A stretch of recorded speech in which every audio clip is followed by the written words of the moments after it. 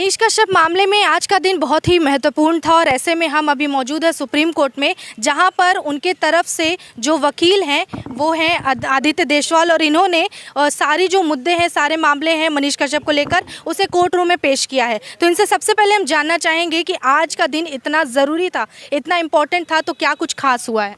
देखिए, आज की हियरिंग हमारे लिए काफ़ी पॉजिटिव रही है और कोर्ट ने स्टेट ऑफ तमिलनाडु से पूछा कि कैसे आप एनएसए आप लगा सकते हैं इस तरह के मैटर्स में। हमारा केस ऑनरेबल चीफ जस्टिस के सामने लगा हुआ था और उन्होंने अभी स्टेट ऑफ तमिलनाडु को डायरेक्शन दी है कि आप लोग स्पेसिफिक रिप्लाई एनएसए के ऊपर फाइल करें और अगली तारीख इसमें 28 तारीख लगा दी है और दोनों पार्टीज़ का रिप्लाई वगैरह देखने के बाद कोर्ट दोबारा इस पर एक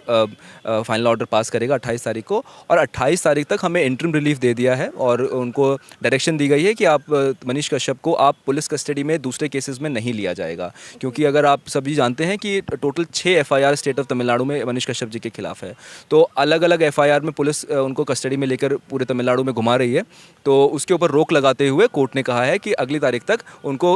मदुरई जेल में ही रखा जाएगा और किसी दूसरी पुलिस कस्टडी में नहीं लिया जाएगा। आप लोग यहाँ एक तरफ पूरी तरह से कोशिश कर रहे हैं कि उन्हें थोड़ी सी छूट दी जाए, कुछ रिहाई वगैरह हो सके, कुछ भी तरह की, लेकिन इसके बावजूद 15 दिन का जो रिमांड बढ़ जाता है, इसके बाद उनके चाहने वालों को कुछ समझ नहीं आ रहा कि 15 दिन अगर रिमांड बढ़ा है तो क्या उनकी तकलीफ बढ़ी है या फिर आज जो कोर्ट रूम में हो उसके बाद उन्हें राहत मिल सकती है। जी, उनके चाहने वालों को मैं ये संदेश देना चाहूँगा कि ये एक बड़ी राहत है मनीष कश्यप के लिए, और जिस प्रकार से उनको अलग अलग केसेस में कस्टडी में लेके घुमाया जा रहा था तमिलनाडु में, एक केस की कस्टडी खत्म होती थी तो दूसरे केस की कस्टडी में उनको लेके जाया जाता था, तो उस पर अभी अगली तारीख तक 28 तारीख तक रोक लगा दी गई है और उनको मदुरई जेल में ही रखा जाएगा 28 तारीख तक। वहीं रखा जाएगा। अब 28 तारीख को क्या उम्मीद है, क्योंकि पिछले बार जब 11 तारीख को आपसे बात हुई थी, आपने कहा था कि आने वाला दिन बहुत ही हमारे लिए शुभ होगा, 21 तारीख कुछ अच्छी न्यूज़ होगी, तो अब 28 तारीख की तारीख दे दी गई है, यानी तारीख पे तारीख दी जा रही है, लेकिन कुछ गुड न्यूज़ नहीं आ रहा। नहीं, देखिए, ऐसा कहना गलत होगा कि तारीख पे तारीख दी जा रही है। कोर्ट ने हर डेट पे हमें सुना है और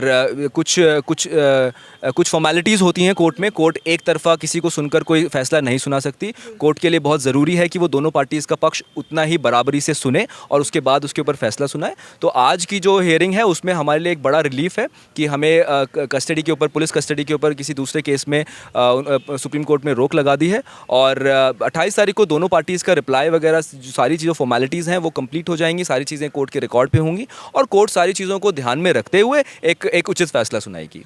कई फेक न्यूज़ भी चलाए जा रहे हैं कि मनीष कश्यप अब छूटेंगे, कब छूटेंगे, लेकिन आपसे जानना चाहेंगे कि क्या उम्मीद लगा सकते हैं उनके जो फ़ैन फॉलोइंग है, जितने लोग भी, वो लोग क्या सोचे कि कब उन्हें राहत मिल सकती है? कोई एक अनुमानित समय? देखिए, अनुमानित समय ऐसा कह पाना मुश्किल होगा, लेकिन एक बारी यहाँ से सुप्रीम कोर्ट से एक बारी जो हमारा केस पेंडिंग है जिसमें क्लबिंग ऑफ एफआईआर है, क्योंकि हमने यहाँ पे बहुत सारी चीज़ें मांगी हुई हैं, क्लबिंग मांगी हुई है, इंटरिम रिलीफ मांगा हुआ है, क्वॉशिंग मांगी हुई है उन एफआईआर्स की, तो बहुत सारा एनएसए के ऊपर हमने उनसे मांगा हुआ है कि एनएसए ख़त्म कर दिया जाए। तो बहुत सारी चीज़ें सुप्रीम कोर्ट में भी पेंडिंग है। तो एक बार यहाँ से फैसला आ जाएगा 28 तारीख को, ऐसा हमें उम्मीद है, तो उसके बाद चीज़ें क्लियर हो जाएंगी और बेल है, रेगुलर बेल है, वो बाहर कब तक आएंगे उसके बाद 28 तारीख के बाद ही कुछ कह पाना संभव हो पाएगा। तो ये कब कह सकते हैं कि वो बिहार कब तक लौट सकते हैं? जेल में अगर उन्हें वहाँ से वहाँ ले जाया जाए तो ये कब हो सकता है? एक बारी अगर हमारी सारी जो एफआईआर्स हैं वो स्टेट ऑफ बिहार में अगर ट्रांसफ़र हो जाती हैं तो उसके बाद वो बिहार में बेल लगा सकते हैं, अगर ऐसी ज़रूरत उस समय पड़ती है तो बेल लगा सकते हैं और उसके बाद जितने भी केसेस हैं उनमें अगर उनको बेल मिल जाएगी तो उसके बाद मनीष कश्यप बहुत जल्दी बाहर होंगे।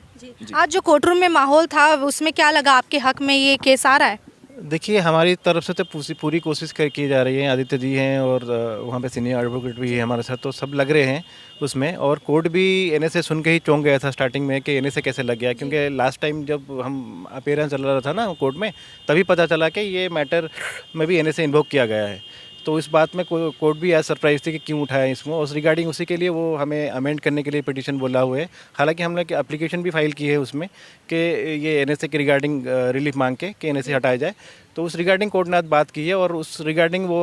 उनका काउंटर फाइल करेंगे एनएसए को लेके। तो स्पेसिफिक हम एडिशनली डॉक्यूमेंट में फाइल किए और हम उसको रिट पिटीशन भी उसको अमेंड कर रहे हैं, उसको एनएसए उसमें इंक्लूड करके। तो नेक्स्ट टाइम वो फाइल करेंगे, कपिल सिब्बल जी थी उसमें स्टेट ऑफ तमिलनाडु के ओर से, तो वो उनका रिप्लाई आने दीजिए उसके ऊपर, फिर उसके ऊपर कोर्ट फैसला लेगी। 28 तारीख को क्या लगता है, क्या कुछ और नए जो मुद्दे हैं वो सामने आएंगे या क्या कुछ अच्छा हो सकता है? कोई नया मुद्दा तो अभी तक तो आपके माध्यम से पता चल रहा है कि अगर कुछ आ सकता है तो, पर ऐसे कोई नया मुद्दा आने की उम्मीद नहीं है। उम्मीद यही है कि जो पुराने मुद्दे हैं उठाए हुए हैं, और जो हमने कल ही एप्लीकेशन भी फाइल करी है एनएसए के रिगार्डिंग, और हम जब प्रेयर अमेंड करेंगे तो उसी में हमें कुछ रिलीफ मिले। तो 28 तारीख को अगर कोई इंतज़ार करे कि कुछ अच्छा सुनने को मिलेगा तो ये इंतज़ार करना वाजिब होगा?